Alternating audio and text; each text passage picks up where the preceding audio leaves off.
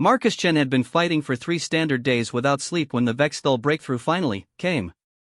The alien swarm poured through the defensive lines like liquid death, their chittering screams echoing across the broken landscape of Kepler 442b. His pulse rifle felt like lead in his hands as he dropped behind the crumbling plasticrete barrier that had been their final fallback position. "Command, this is Ranger 77, Marcus spoke into his comm unit, static crackling through the dying electronics. "The line is broken. Requesting immediate evac for civilian populations in sectors 12 through 15. The response came through garbled and desperate. "Ranger 77, all evac ships have been destroyed or compromised. You are advised to fall back to your own extraction point immediately." Marcus looked through the scope of his rifle at the scene unfolding before him. 3,000 meters away, the emergency shelters housed nearly 800 civilian colonists, mostly families who had come to this world seeking a new life among the stars. Between him and them, at least 200 Vexthal warriors were advancing in their characteristic hunting formation, their forearms wielding plasma cutters that could slice through military-grade armor like paper. Behind Marcus, his extraction shuttle sat waiting on the emergency landing pad. The pilot had been clear about the timeline. They had maybe 10 minutes before the Vexthal air support arrived, and, after that, nothing would be leaving the planet's surface alive. He could make it to the shuttle. The smart play, the military play, would be to retreat and live to fight another day. Marcus had already done more than his duty. He had held the line for 72 hours against impossible odds, had saved countless lives, had bought time for the main evacuation fleet to escape with over 2 million colonists. But 800 people were about to die, and he was the only thing standing between them and the Vexthal. Marcus had joined the Terran Defense Corps 15 years ago, fresh out of university with dreams of exploring the galaxy. He had imagined himself as a peacekeeper, a guardian of human expansion into the stars. The reality had been far different. War after war, conflict after conflict, always fighting for resources, territory, or simple survival against species that saw humanity as either a threat or prey. He had won medals, commendations, recognition from his superiors. But none of that mattered now. What mattered were the life signs he could see on his tactical display, 800 pinpricks of light representing human souls who trusted that someone would come for them. Marcus stood up from behind his barrier and began walking toward the Vexthal advance. His rifle was military-grade, designed for sustained combat operations. Each power cell held enough charge for approximately 200 shots. He had 3 cells remaining. 600 shots against 200 enemies who were notoriously difficult to kill, requiring multiple hits to bring down even one warrior. The mathematics were not in his favor. The first Vexthal noticed his approach when he was still 500 meters away. The alien creature, easily 3 meters tall with exoskeleton plates that gleamed like polished obsidian, raised one of its forearms and pointed in Marcus's direction. The chittering communication that followed brought the attention of its pack mates. Marcus knelt, aimed, and fired. The plasma bolt struck the Vexthal center mass, burning through its natural armor but not dropping it. He fired again, and again, until the creature finally fell. 3 shots. That gave him maybe 66 kills if his accuracy remained perfect, which it wouldn't under combat stress. The Vexthal charge began immediately. Marcus had trained for this scenario countless times in simulation. When facing overwhelming odds, the key was to make every shot count, control the engagement distance, and use the environment to your advantage. The problem was that the environment on Kepler 442b offered very little advantage to anyone. The planet was mostly flat plains broken by occasional rocky outcroppings and the scattered ruins of the colonial infrastructure that had been destroyed in the initial attack. No forests to provide concealment, no urban environment to create choke points, no natural barriers except for a few shallow creek beds that had run dry in the planet's perpetual drought season. Marcus found a slight depression in the ground, dropped prone, and began the methodical work of killing. Each shot had to count. Each target had to fall. There was no room for suppressing fire or tactical retreats. It was pure mathematics now, equations written in plasma fire and alien blood. The Vexthal moved fast, faster than most humans could react to, but Marcus had been enhanced with the standard military package. His reflexes were artificially boosted, his hand-eye coordination improved through genetic modification, his vision augmented with targeting systems that helped him track multiple threats simultaneously. 50 meters. 40. 30. His first power cell ran dry when the leading edge of the Vexthul charge was 20 meters away. Marcus ejected the depleted cell, slammed in his second, and kept firing. The alien warriors were close enough now that he could see the individual details of their faces, if they could be called faces. Compound eyes that reflected the light of his plasma bolts, mandibles that clicked and snapped in what might have been hunger or rage. 20 meters became 15. 15 became 10. Marcus switched to fully automatic fire, emptying his remaining power cells in a desperate spray of superheated plasma. The closest Vexthul warrior stumbled, smoke rising from multiple impact points, but it didn't fall. Its forearms reached for him, plasma cutters crackling with energy. He rolled aside, came up with his combat knife, and drove it into what he hoped was a vital spot on the creature's thorax. The Vexthul screamed, a sound like breaking glass, and collapsed. But there were more behind it, many more. Marcus drew his sidearm, a chemical projectile weapon that was considered archaic by modern military standards but still effective at close range. He had 48 rounds remaining, and at least 30 Vexthul warriors within striking distance. The fight became personal then, intimate in the way that only close combat could be. Marcus moved through the alien warriors like a man possessed, using every trick he had learned in 15 years of warfare. He used their own momentum against them, turned their plasma cutters on their packmates, exploited the brief moments of confusion when they lost sight of him in the swirling dust and smoke. But he was only human, even with his enhancements, and the Vexthul were predators evolved for exactly this kind of combat. A plasma cutter caught him across the back, burning through his armor and scoring the flesh beneath.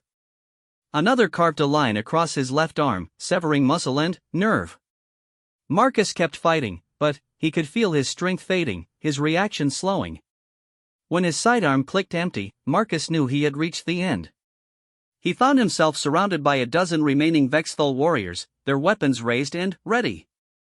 His tactical display showed that he had managed to eliminate nearly 200 of the enemy, but it hadn't been enough. The survivors were already moving past his position, heading for the civilian shelters. Marcus tried to stand, to continue the fight with whatever strength he had left, but his legs wouldn't support him. He collapsed to his knees, blood running down his face from wounds he hadn't even noticed receiving. The lead Vexthul warrior approached him slowly, almost ceremoniously. In its alien way, it might have been showing respect for an enemy who had fought well. Or it might have been savoring the moment before the kill. Marcus closed his eyes and thought about the 800 people he had failed to save. He had done everything he could, given everything he had, but it hadn't been enough. In the end, he was just one soldier against impossible odds.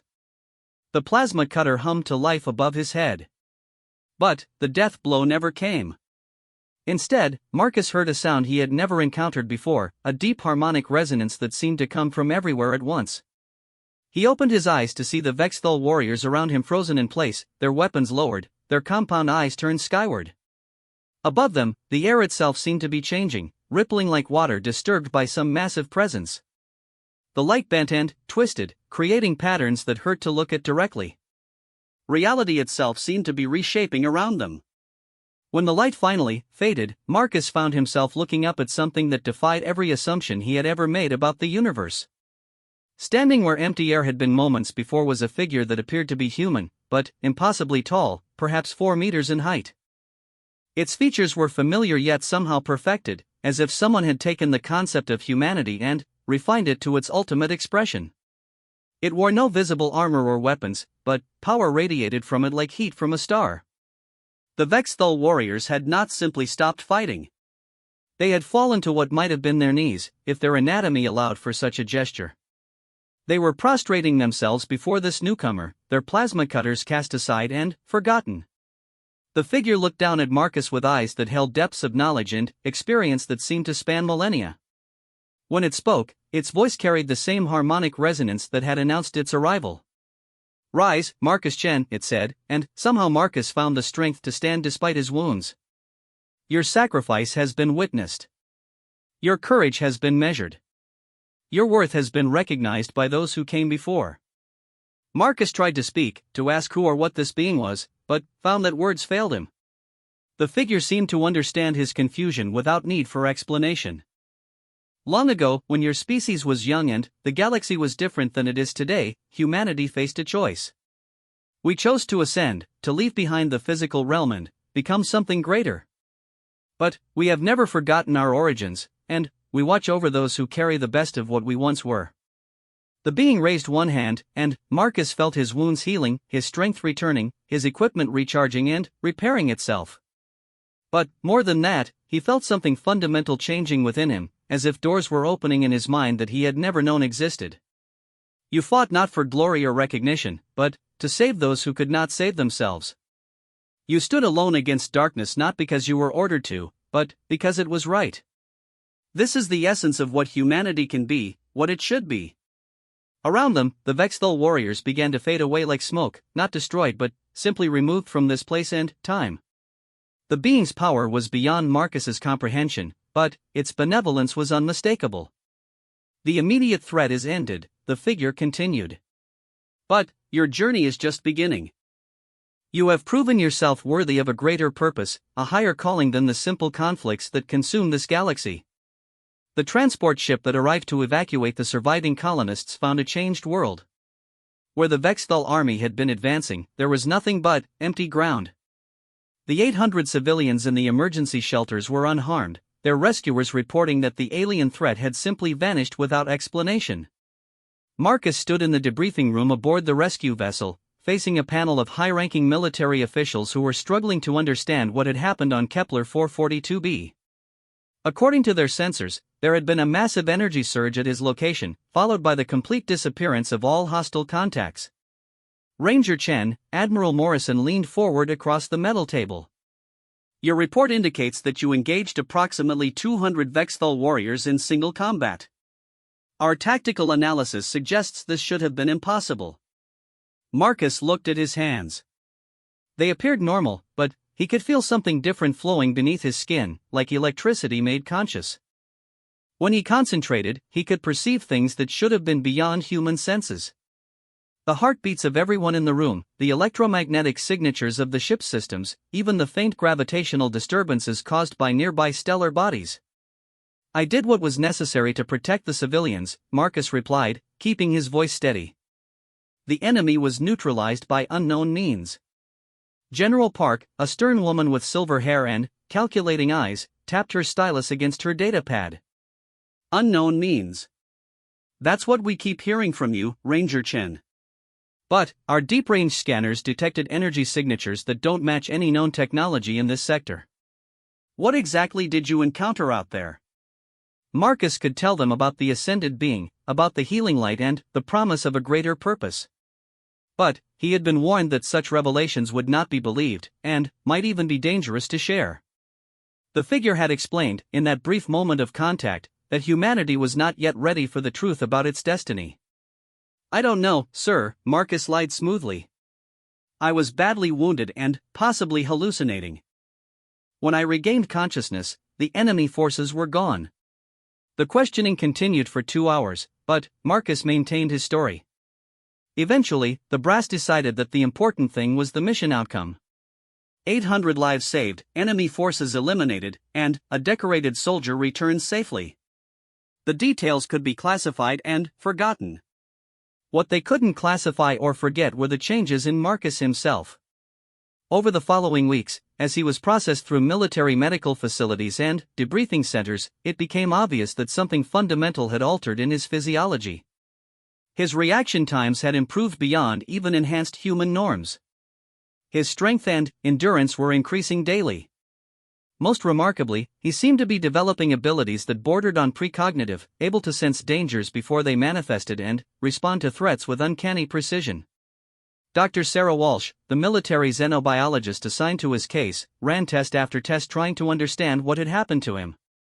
She found cellular structures that had been modified at the genetic level, neural pathways that had been enhanced beyond anything medical science could achieve, and energy patterns that didn't match any known biological signatures. Marcus, she said during one of their sessions, I've been studying enhanced humans for 20 years, and I've never seen anything like this. Your DNA has been altered in ways that should be impossible with our current technology. Some of these changes appear to be drawing on principles we haven't even discovered yet. Marcus submitted to the tests without complaint, but his attention was increasingly drawn elsewhere. At night, when the medical facility grew quiet, he could hear something calling to him.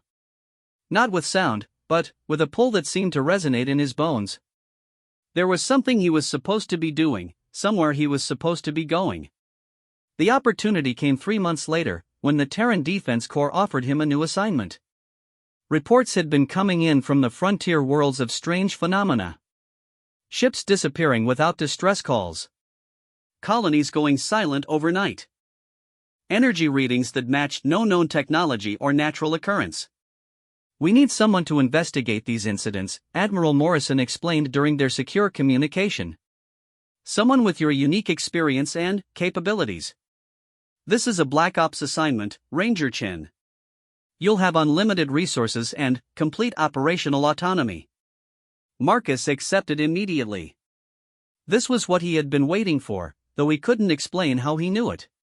His first assignment took him to the Rigel system, where an entire mining operation had vanished from the asteroid belt. When Marcus arrived in his specially modified scout ship, he found the mining platforms intact but completely abandoned. No signs of struggle, no bodies, no indication of where 3,000 workers had gone. But Marcus could sense something the official investigators had missed. There was a residual energy signature here, faint but detectable to his enhanced senses. It led him to a particular asteroid, one that appeared unremarkable to standard scans but sang with harmonic resonance when he approached. Inside the asteroid, Marcus discovered a chamber that couldn't have been natural. The walls were covered with symbols that hurt to look at directly, mathematical concepts that seemed to exist in more dimensions than human minds were equipped to process. At the center of the chamber sat a device that appeared to be some kind of beacon or transmitter. When Marcus touched the device, his consciousness exploded outward. Suddenly, he could perceive the mining workers, not dead but translated to somewhere else, somewhere beyond the normal dimensions of space and time. They were alive, but they were no longer entirely human. They had been changed, evolved, prepared for something greater. And he understood that this was happening across the galaxy. The disappearances, the strange phenomena, they were all part of a vast preparation.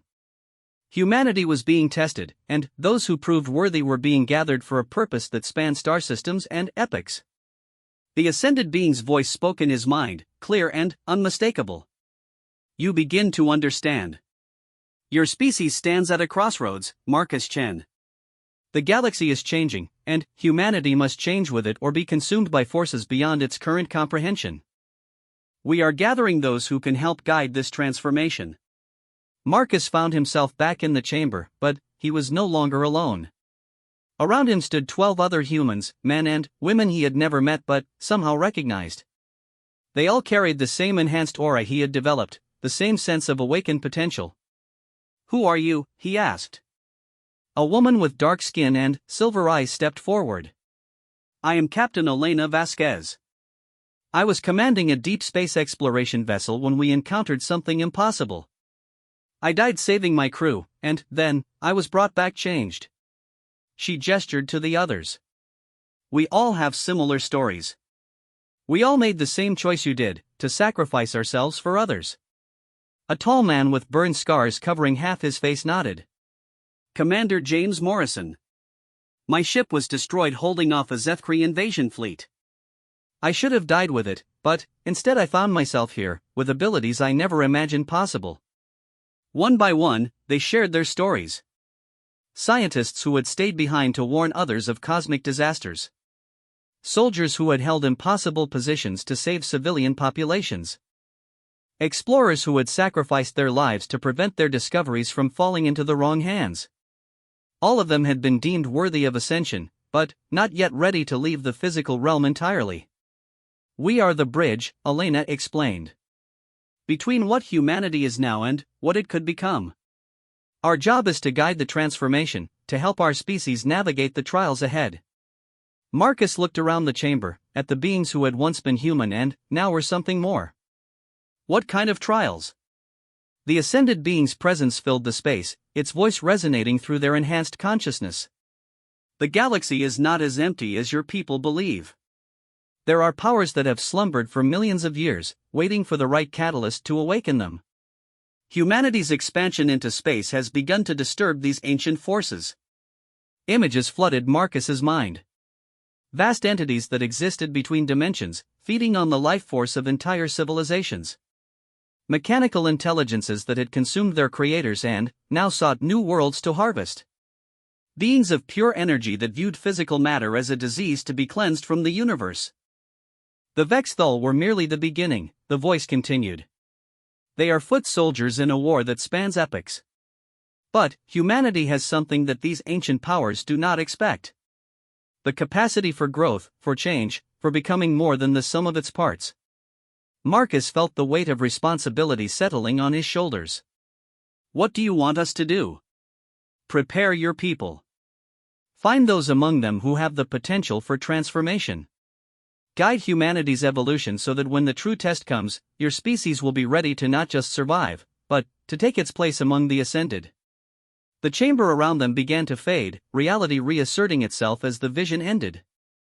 Marcus found himself back on his scout ship, but everything had changed. His mission was clear now, his purpose defined. He was no longer just a soldier in humanity's wars. He was a guardian of humanity's future. Over the following months, Marcus used his official assignment as cover to seek out others who showed signs of potential. He found them in unexpected places. A maintenance worker on a cargo station who had single-handedly prevented a reactor breach that would have killed thousands. A colonial administrator who had organized the evacuation of an entire planet ahead of a solar flare.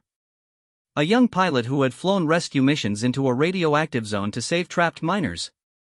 Each time he found someone worthy, the same test seemed to present itself. A moment of choice between personal survival and the greater good. Those who chose sacrifice, who chose to protect others at the cost of their own lives, were the ones who awakened to their greater potential. But Marcus was beginning to understand that this was only the preparation phase. The real challenge was still coming, and, when it arrived, humanity would need every advantage it could get. The ancient powers stirring in the galaxy's depths would not be defeated by conventional weapons or standard military tactics. They would require something new, something unprecedented in galactic history. They would require humanity to become something more than human. 2 years had passed since Marcus first encountered the Ascended being on Kepler 442b, and the galaxy had changed dramatically. What the military brass had initially dismissed as isolated incidents had escalated into a full-scale crisis. Entire star systems were going dark, their populations vanishing without trace or being found transformed into something barely recognizable as their former selves. Marcus stood on the observation deck of the Terran flagship Prometheus, watching as the emergency session of the Galactic Council reached its inevitable conclusion. Representatives from dozens of species filled the massive amphitheater, their various forms of communication creating a cacophony of clicks, whistles, telepathic bursts, and translated speech. The debate had been raging for 6 hours, but Marcus already knew how it would end. The conventional military forces of all known civilizations combined had proven ineffective against whatever was causing the transformation waves. Traditional weapons, even the most advanced energy cannons and reality warping devices, seemed to pass harmlessly through the entities responsible for the attacks. Admiral Morrison approached Marcus at the viewing port, her expression grim. The Council has voted. They're authorizing Operation Last Stand. Every available warship from every member species will converge on the Andromeda Gateway. If we can't stop whatever is coming through there, then nowhere in the galaxy will be safe. Marcus nodded, but his attention was elsewhere. Through the enhanced senses he had developed, he could perceive the true scope of what they were facing. The entities emerging from the Andromeda Gateway weren't just physically powerful. They existed across multiple dimensions simultaneously, making them nearly impossible to target with conventional weapons. But, more importantly, they were afraid. That realization had come to Marcus gradually over the past year as he witnessed more encounters with these beings. They weren't conquerors in the traditional sense. They were desperate, fleeing from something even more terrible than themselves. Their transformation of human colonies wasn't malicious, it was protective. They were trying to prepare humanity for something that was coming behind them. "Admiral," Marcus said quietly, "I need to speak with the Council." Morrison looked at him sharply. "Marcus, you're not even supposed to be here. Your clearance level doesn't extend to these proceedings." "Please," Marcus met her eyes. "I know what's really happening. And if we follow through with Operation Last Stand, we'll doom not just humanity, but every species in the galaxy." 20 minutes later, Marcus found himself standing before the assembled representatives of galactic civilization. The council chamber was a marvel of engineering, with atmospheric controls that allowed dozens of different species to coexist in the same space. Some delegates floated in null-gravity fields, others breathed exotic gas mixtures, and a few existed as pure energy constructs interfaced with translation matrices. Supreme Counselor Thexmara, a being that resembled a crystalline tree with consciousness, modulated its communication frequencies to address Marcus directly. "Human, you claim to possess information relevant to our current crisis. The Council grants you 3 minutes to present your evidence." Marcus had spent the past 2 years preparing for this moment, but, standing before the most powerful beings in the galaxy, he felt the weight of responsibility crushing down on him. If he failed to convince them, billions of lives would be lost in a futile military action. "Honored counselors," Marcus began, "the entities emerging from the Andromeda Gateway are not invaders. They are refugees. Our deep space monitoring stations have detected massive energy discharges from the Andromeda Galaxy's core. Something is destroying entire galactic sectors, and these beings are fleeing to our galaxy for sanctuary." A ripple of disbelief passed through the chamber. The Zethkri representative, a being that looked like an armored insect the size of a small shuttle, clicked its mandibles dismissively. "Preposterous. These entities have demonstrated hostile intent through their transformation of our populations."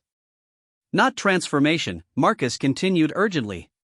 "Preparation. They're trying to help us evolve beyond our current forms because they know what's coming. The force that destroyed their galaxy is pursuing them, and, when it arrives, no conventional biological or technological civilization will survive." Supreme Counselor Thexmara's crystalline structure pulsed with consideration. "You speak of forces beyond our comprehension, human. What evidence do you offer for these claims?" Marcus had hoped it wouldn't come to this, but he saw no alternative. He closed his eyes and reached out with the enhanced abilities he had gained, connecting with the quantum resonance field that linked all consciousness in the galaxy. Through that connection, he shared his memories directly with the Council. The chamber fell silent as the assembled representatives experienced Marcus's encounters with the ascended beings, his visions of the ancient entities that existed between dimensions, and, most importantly, his perception of the terror that drove the so-called invaders. When the connection ended, the silence stretched for long moments. Finally, the Valtheri representative, a being of pure thought housed in a mechanical shell, spoke with the harmonic tones of its species. "The human's neural patterns indicate truth-telling. But, if his interpretation is correct, then, our military response will provoke exactly the catastrophe we seek to prevent." Marcus stepped forward. "There is another way. The beings that have been preparing humanity, they're trying to create a bridge between dimensions. If we can complete that process, we might be able to face what's coming.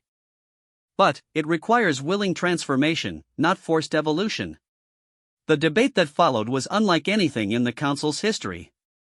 For the first time, the assembled species were forced to consider the possibility that their entire understanding of reality was inadequate for the challenges they faced. As the hours passed, reports continued to arrive from across the galaxy. The transformation waves were accelerating, but now there was a pattern emerging. The beings responsible were concentrating their efforts on systems where the population showed signs of enhanced potential, where individuals had demonstrated the capacity for selfless sacrifice that Marcus had first displayed on Kepler 442b. During a recess in the proceedings, Marcus was approached by Dr. Yennefer K. Thull, the renowned xenobiologist whose species had achieved transcendence beyond physical form centuries ago. Her energy projection shimmered with concern as she addressed him. "Human Marcus, I have analyzed the data you provided. The mathematical progressions suggest that your species is uniquely positioned to serve as a catalyst for this transformation. Your neural plasticity and emotional range exceed most galactic norms. But, the process you describe would fundamentally alter what it means to be human. Marcus nodded. I know. But, I've seen what we could become. Humanity has always been defined by its ability to adapt, to grow beyond its limitations. This might be our greatest challenge, but it's also our greatest opportunity. The final vote came after 18 hours of deliberation. By the narrowest margin in Council history, the military response was cancelled in favor of a new approach. Instead of attacking the entities at the Andromeda Gateway, joint research teams would be established to study the transformation process and develop protocols for voluntary evolution. But, as Marcus left the Council chamber, he knew that the real work was just beginning. Over the following months, he found himself at the center of humanity's most significant undertaking since the development of faster-than-light travel. Research stations were established throughout human space where volunteers could undergo the transformation process under controlled conditions. The results were remarkable and terrifying in equal measure. Humans who completed the process gained abilities that seemed to violate the basic laws of physics. They could perceive across multiple dimensions, manipulate matter at the molecular level, and communicate through quantum entanglement across galactic distances. But they were no longer human in any recognizable sense. Marcus stood in the laboratory aboard Research Station Omega, watching as Dr. Walsh monitored the latest group of volunteers. Each transformation was different, unique to the individual undergoing the process. Some emerged as beings of pure energy, others retained physical form but gained the ability to exist in multiple locations simultaneously. Marcus, Dr. Walsh called out, "You need to see this." She led him to a viewing chamber where the latest volunteer was completing her transformation. Lieutenant Sarah Reeves had been a shuttle pilot before volunteering for the program. Now she existed as a shifting pattern of light and consciousness that seemed to extend far beyond the physical boundaries of the chamber. "Sarah, can you hear me?" Marcus asked. The response came not through sound but directly into his mind, accompanied by sensations and concepts that human language couldn't adequately express. "I can perceive across 17 different dimensional layers simultaneously. The entities from Andromeda, they're not just refugees. They're the survivors of countless galaxies that have fallen to the Devourers." Marcus felt a chill run through him. Devourers? Beings that exist in the spaces between realities. They consume dimensional structure itself, reducing complex universes to simple quantum foam. They've been working their way through galactic clusters for billions of years, and now they've reached our local group. Through their enhanced connection, Sarah shared her expanded perception with Marcus. He saw the Devourers as she did, vast entities of entropy and negation that moved through higher dimensions like cosmic bacteria, breaking down the mathematical structures that allowed matter and energy to exist in coherent forms. "How long do we have?" Marcus asked. "Based on their current progression rate, perhaps 6 months before they reach the outer edge of our galaxy." "But there is hope." "The transformation process creates beings that exist partially outside normal spacetime. If enough individuals undergo the change, we might be able to create a dimensional barrier that the Devourers cannot cross." Marcus understood the implications immediately. Humanity would have to choose between remaining human and surviving as a species. There would be no middle ground, no compromise solution. The emergency session of the Terran Assembly convened within hours of Sarah's revelation. Marcus found himself once again addressing political leaders who were struggling to comprehend the magnitude of the choice before them. President Elena Martinez, the elected leader of the Terran Federation, listened to his report with the stoic expression she had maintained throughout 3 terms in office. When he finished, she asked the question that everyone in the chamber was thinking. "If we proceed with planetary-scale transformation, how many humans will survive the process?" "Unknown," Marcus replied honestly. "The volunteer rate has been approximately 60% successful." "But those who undergo transformation are no longer human in any traditional sense. They become something new, something that our current society and culture couldn't accommodate." The debate that followed was the most difficult in human history. Some argued that preserving humanity's essential nature was more important than physical survival. Others contended that adaptation and evolution had always been humanity's greatest strength. In the end, the decision came down to a planetary referendum.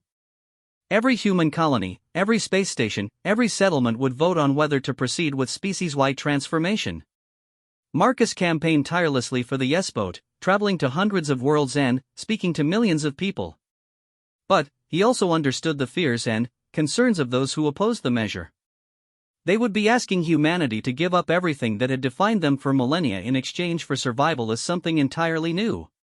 The final tally was closer than anyone had predicted. 51% voted yes, 49% voted no.